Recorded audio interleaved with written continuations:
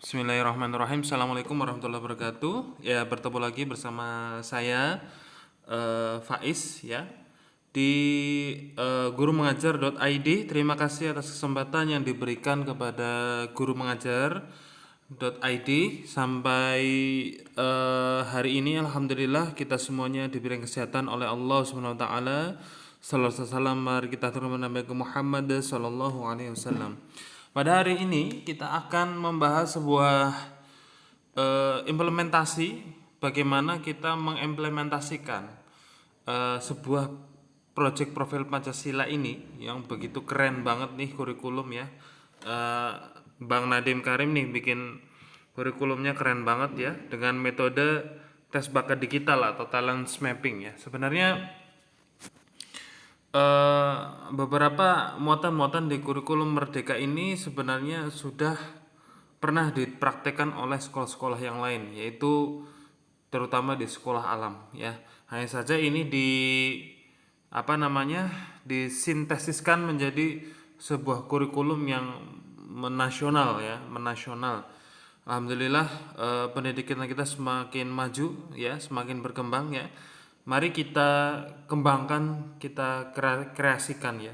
Terutama pada malam hari ini kita akan membahas sebuah tema yang sangat luar biasa, yaitu salah satu metode yang bisa dipakai untuk memberikan project-project ya, dalam nanti Bapak Ibu semuanya cara bikin projectnya lebih tersistematis, lebih ilmiah, lebih ada alat tesnya yang melihat bakat setiap anak gitu ya. Ini sangat cocok banget ya, karena proyek profil Pancasila ini merupakan hasil rancangan untuk menjawab satu pertanyaan yang besar ya. Ini peserta didik dengan profil atau kompetensi seperti apa yang ingin dihasilkan oleh sistem pendidikan kita di Indonesia ya. Jadi pelajar Indonesia itu merupakan pelajar sepanjang hayat yang kompeten ya, berkarakter dan berperilaku sesuai dengan nilai-nilai Pancasila ya. Jadi kalau kompetensi profil Pancasila ini memperhatikan faktor-faktor internal yang berkaitan dengan jati diri, ideologi, dan cita-cita bangsa Indonesia, serta faktor eksternal yang berkaitan dengan konteks kehidupan dan tantangan bangsa Indonesia, terutama di abad 21 ini ya, yang sedang menghadapi masa revolusi industri yang mungkin dulu 4.0, sekarang 5.0 ya. 4.0 aja dulu belum hatam ya, sekarang maju ke 5.0.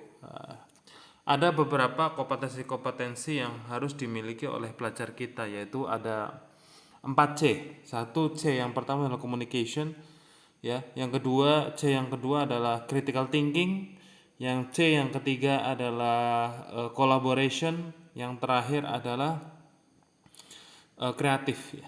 4 hal ini yang harus dipenuhi oleh anak-anak milenial kita ya, untuk menghadapi era industri 4.0 ya. Oke. Next slide. Ya.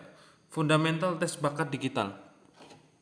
Kira-kira ya Bunda, apa itu tes bakat digital ya? Tes bakat digital itu ya lebih ke talent mapping ya. Tapi sebelumnya izinkan saya membacakan CV saya. Nama saya Muhammad Hairul Faizin. Rumah saya di Kecamatan Madukoro, Kabupaten Banjarnegara. Nomor WA saya bisa dicatat 081 393 897 412. Pekerjaan sebagai konselor di IRM Counseling dan Hipnoterapi. Training di IRM Training Center ya, trainer. Terus punya yayasan IRM Foundation untuk menggalang dana pembangunan sekolah untuk TPQ maupun yang lainnya.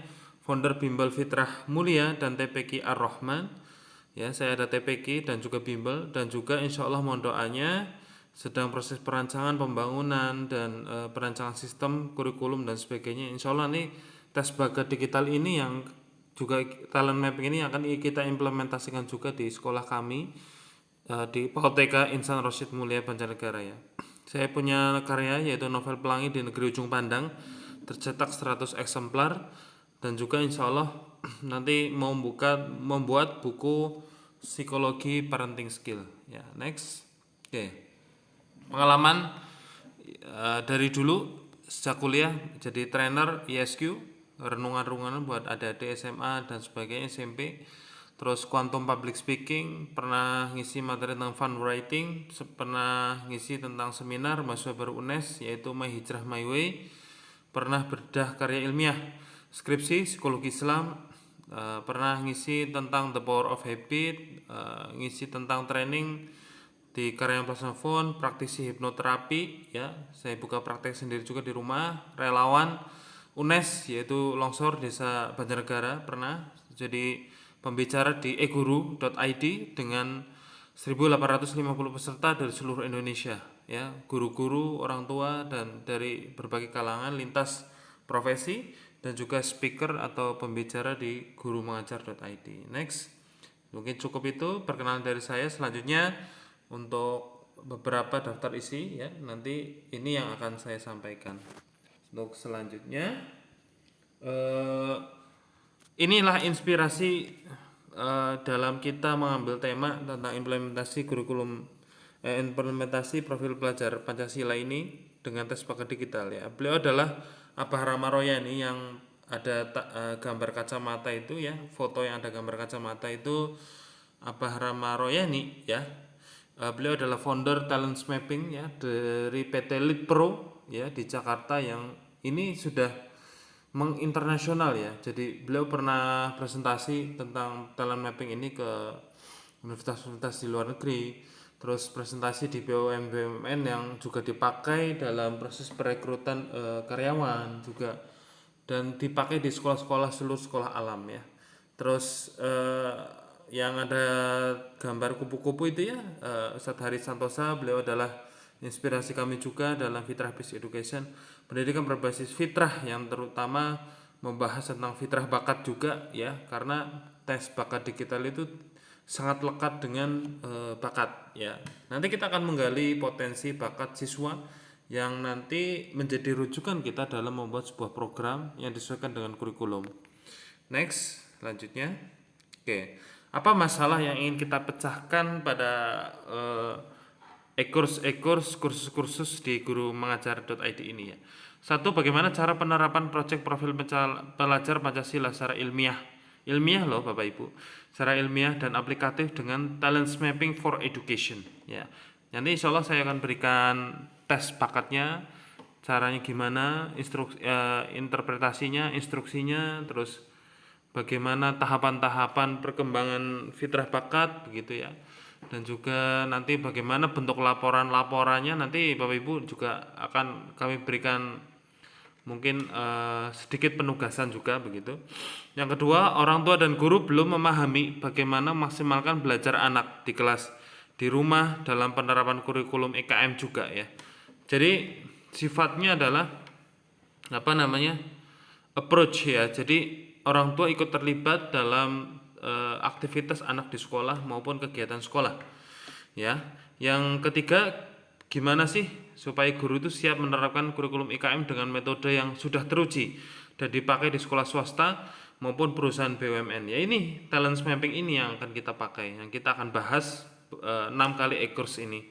Terus yang keempat, metode belajar yang menyenangkan. Guru bisa belajar bagaimana cara asesmen dengan tes bakat digital dan bentuk laporan P3 di sekolah, ya. Next, mari kita mengenal bakat. Bakat itu apa sih Ayah Bunda? Apakah bakat itu semacam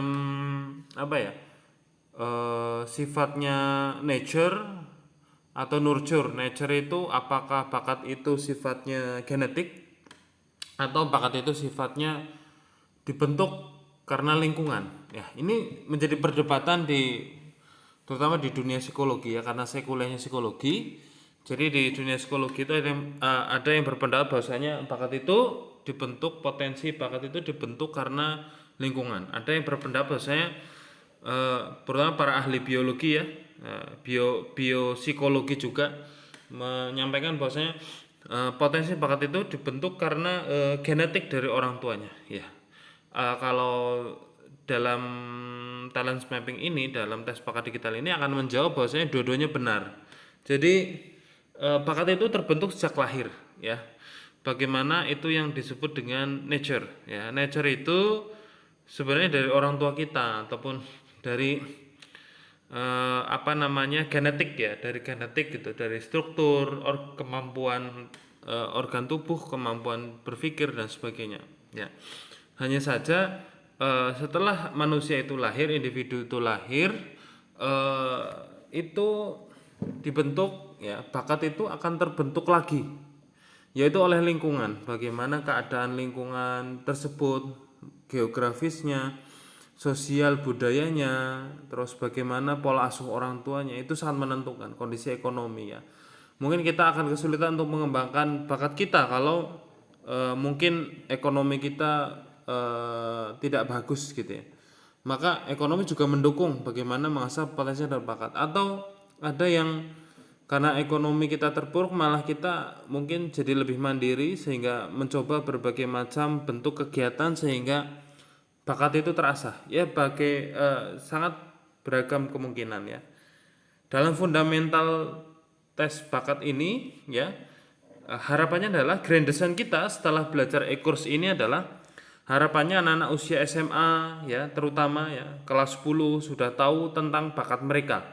Karena di usia akil balik itu, di usia 15 tahun itu terutama anak itu sudah bisa mengkonfirmasi mana yang bakat saya, mana yang bukan bakat saya. Di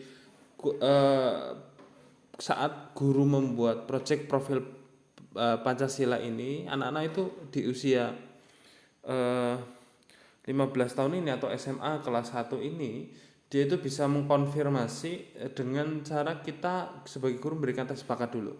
Setelah semuanya diberikan tes bakat, ya anak ini kita lihat dia punya keunggulan bakat di mana saja. Nah, di situ kita kumpulkan, lalu kita ramu menjadi sebuah proyek-proyek yang dimana outputnya adalah mengasah bakat anak-anak kita, begitu ya. Jadi tidak asal kita membuat sebuah proyek ya, yang penting temanya ini yang gampang, yang mungkin bisa terlaksana cepat, pelaporannya juga nggak ribet. Enggak, kalau kita memang ingin maksimal, maka juga kita harus ilmiah ya, kita objektif. Ya, jadi anak itu dia sudah mengkonfirmasi, dia sudah tahu ke arah mana mereka akan berjalan. Di kelas 10 dan 11 jika sekolahnya diarahkan untuk mengembangkan bakat-bakat mereka, maka di kelas 10 dan 11 itu ibaratnya sudah punya gambaran untuk sukses. Ya, gambaran kedepannya dia sudah memandang bahwasanya peran istimewa saya adalah ini ya. Tanpa harus berpikir saya harus bekerja di instansi mana dan sebagainya. Mereka mungkin akan berpikir saya harus jadi bos dengan bakat-bakat khusus yang mereka miliki. Akan lebih bagus lagi di kurikulum jenjang SMA adalah mengcover semua bakat mereka, membimbing walaupun misal mereka punya jam belajar di luar untuk berlatih meningkatkan bakat yang mereka miliki ya. Ini adalah wawasan yang kita dapatkan ya, selain wawasan-wawasan bagaimana menerapkan P3 ini, profil pelajar Pancasila ini, tapi kita juga bisa membuat proyeknya ya, mungkin dari tema, dari rumusan-rumusan kegiatan, alat dan bahan apa dan sebagainya. Ini semuanya disesuaikan dengan bakat ya. Kalau di tenis mapping itu ada namanya Pandu 45 ya. Nanti kita akan bahas apa sih itu Pandu 45. Pandu 45 itu adalah sebuah konsep untuk membuat proyek-proyek maupun magang ya buat siswa-siswi kita ya. Nanti disesuaikan di situ. Lanjut. Ya. Gambaran nih misalnya untuk anak SMA ya, atau kurikulum yang di sekolah-sekolah yang lain itu tetap ada, tapi harus kurikulum personal ya. Jadi sebuah sekolah itu punya kurikulum personal itu boleh. Itu masuknya di area ekstrakurikuler. Program ekstrakurikuler pun tidak harus sekolah yang melaksanakan, karena bisa saja bakat-bakat anak itu sangat beragam. Jadi kita bisa mengundang mentor atau ahlinya ya untuk memberikan ekstra-ekstra ya, agar beragam siswa itu mempunyai banyak ilmu ya dari berbagai macam guru atau mentor bakat mereka ya. Jadi ada guru sekolah yang mengajar tentang mapel dan sebagainya, ada juga guru bakat mereka yang masing-masing beda-beda orang, tapi mereka itu seorang mentor yang fokus di pekerjaannya ya. Misal anak-anak itu dengan bakat melukis ya, diarahkan supaya les melukis. Anak-anak dengan bakat main alat musik diarahkan les alat musik. Anak dengan bakat desainer diarahkan untuk les desainer. Sekolah menjembatani untuk ikut mengontrol. Jika di usia PAUD maka cukup untuk mengamati apa sih bakat-bakat mereka, karena pasti butuh waktu lama. Yang spesial dari sekolah ini adalah talent mapping kurikulum. Nah, itu bisa dilaksanakan dari PAUD, SD, SMP, SMA, sudah dengan pola pengembangan bakat. Keren banget insya Allah. Kuliah itu tinggal sudah punya usaha sendiri. Kuliah itu tinggal dia bekerja tapi dia juga punya usaha begitu. Jadi udah nggak ada pengangguran ya. Jadi targetnya adalah dari pemahaman tentang talent mapping ini yang diimplementasikan di proyek belajar Pancasila ini adalah outputnya. SMA itu anak udah kayak orang belajar kuliah ya, ada SKS, dia sudah fokus ke jurusannya. Terus di kuliahan itu dia tinggal mengembangkan saja. Jadi sudah tidak ada istilah anak itu nganggur, tidak punya penghasilan, bingung nyari kerja, itu sudah nggak ada ya. Karena angka pengangguran di Indonesia itu sudah luar biasa ya. Ada 2.500.000 lebih gitu ya. Bahkan mungkin lebih dari itu ya, angka pengangguran yang dimana S1, S2 gitu ya. Itu miris sekali. Dan ternyata menurut penelitian ya, dari wawancara interview para pekerja, calon-calon pekerja itu ternyata dari 4.000 orang disaring lagi 2.000 orang disaring lagi menjadi 34 ya. Ternyata telah terkonfirmasi ya oleh Gallup Foundation itu ya, bahwasanya menemukan ada 34 sifat bakat manusia ya, di mana ini terkonfirmasi dari tadi penelitian-penelitian yang dilakukan oleh HRD ya, tersebut ya di Gallup Foundation itu ya. Sehingga nanti kita akan belajar apa saja sih 34 sifat bakat manusia. Setelah dari 30 sifat bakat, sifat itu akan menghasilkan bakat ya. Terkonfirmasi terjadilah 30 tema bakat ya, atau alat tesnya namanya ST30 ya. Jadi ada 30 bakat individu, nanti kita teskan oh ini bakatnya dan sebagainya. Setelah 30 bakat kita bikin projectnya ya, panduan bikin projectnya cara gimana, nanti kita akan melihat panduan-panduan projectnya itu dari Pandu 45 ya. Ada 45 item-item yang bisa dijadikan sebagai project dalam kita membuat dan itu sangat relevan sekali dari 7 muatan-muatan pelajar profil Pancasila itu sangat masuk ya. Ada gotong royong, ada beriman dan takwa kepada Tuhan dan sebagainya, itu sudah ada di Pandu 45. Jadi Bapak Ibu tuh tinggal buka panduannya saja udah ketemu temanya ini, kegiatannya ini dan sebagainya. Dasar melakukan proyek ini ada karena dari asesmen ya. Jadi sekarang kan pakainya bahasanya asesmen ya. Asesmennya ini gitu ya. Gitu. Next, perlu dipahami bahwasanya ya Bunda, tidak ada anak-anak yang yang berdoa ya Allah semoga aku jadi anaknya nakal, yang nekat, itu enggak ada. Maka anak-anak yang punya kemampuan ya memaksa pun bisa jadi positif jika ia misal diarahkan sebagai kepala sales dan marketing ya. Anak-anak dengan latar belakang khusus pun pasti Allah beri kelebihan.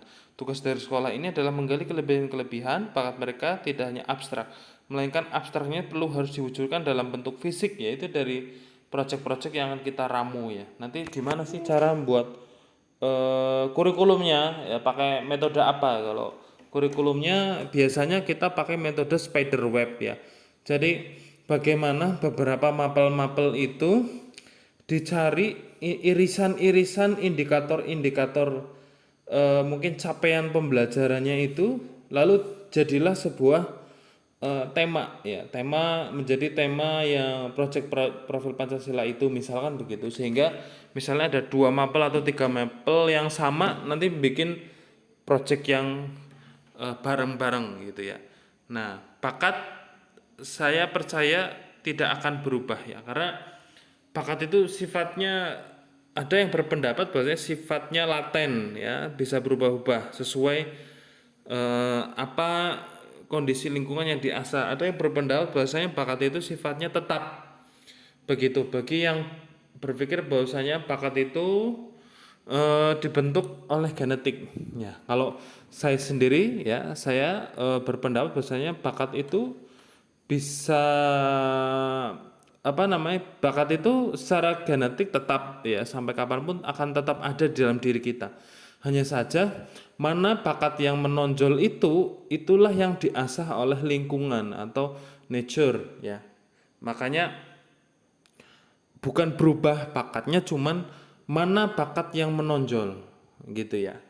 Next. Oke. Jika mengaplikasikan fitrah bakat ya individu itu, maka dengan sentuhan ya atau pendekatan moral dan bakat adalah yang utama. Jika bakat dan moral sudah terbentuk, jadi apa saja bisa. Karena yang muncul saat ini saya kira adalah banyak manusia yang utamakan fisiknya, termasuk fisik kayak nilai rapor ya atau kognitif saja. Mengesampingkan kekuatan psikologisnya, ya psikologisnya banyak ya, ada selain kognitif ya juga ada afeksi emosi, ada psikomotor, ada tadi mungkin potensi sifat dan bakat begitu. Jika di talent mapping mengungkapkan yang abstrak ke dalam bentuk fisik adalah bagus karena menuangkan ide-ide untuk menjadi kenyataan ya. Dengan belajar desain pembelajaran ini kita memahami bahwa ternyata fitrahnya manusia adalah selalu melakukan inovasi-inovasi sampai akhir hayatnya. Dan itu bagian dari ibadah menurut saya karena mendaya gunakan sesuatu yang Allah berikan secara maksimal untuk kemaslahatan orang lainnya. Nah, ini di pendidikan berbasis fitrah ini ada 8 fitrah ya. Sedangkan kita hanya membahas tentang fitrah bakat dan kepemimpinan saja. Ya, hanya membahas satu fitrah saja padahal masih banyak fitrah yang lain.